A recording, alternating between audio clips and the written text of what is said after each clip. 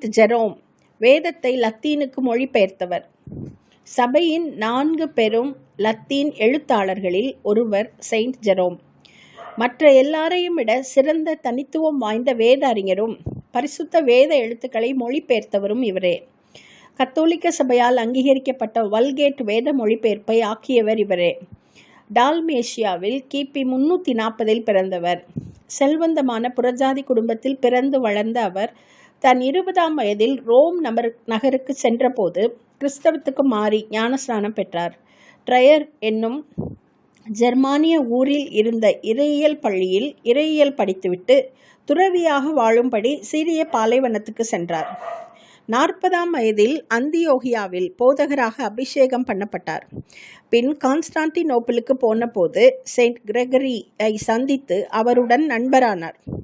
Pope டமாஸ்கஸின் காலத்தில் அவரது உதவியாளராக பணியாற்றிய போது டமாஸ்கஸின் உத்தரவின் பேரில் 30 வருடங்கள் வேதத்தை லத்தீனுக்கு மொழிபெயர்க்கும் வேலையில் ஈடுபட்டார்.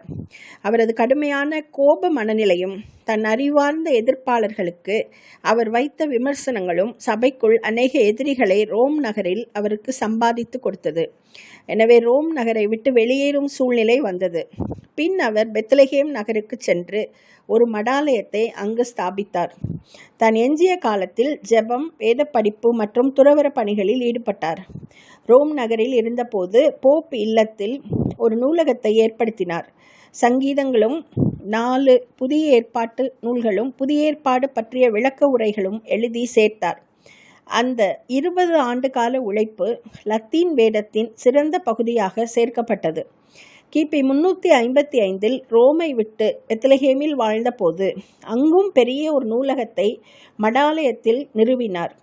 அங்கும் தன் கடிதங்கள், வேத விளக்க உரைகள், வரலாற்று ஆவணங்கள் எழுதும் பணியை தொடர்ந்து கொண்டே வேதத்தை மொழிபெயர்க்கும் பணியை தொடர்ந்து மேற்கொண்டார். கிபி 404 வல்கேட் லத்தீன் வேதத்தை முடித்தார். அவரை பற்றிய படங்களில் அவருடன் ஒரு சிங்கம் இருப்பது போல வரையப்பட்டுள்ளது. அதன் கால் பாதத்திலிருந்து ஒரு முள்ளை நீக்கினார் என்று சொல்லப்படுகிறது. பெத்லகேமில் கிபி 420 செப்டம்பர் 30 அவர் மரணமடைந்தார். வேத அறிஞர்களுக்கும் நூலக காப்பாளர்களுக்கும் காக்கும் பரிசுத்தவானாக அவர் அறியப்படுகிறார்.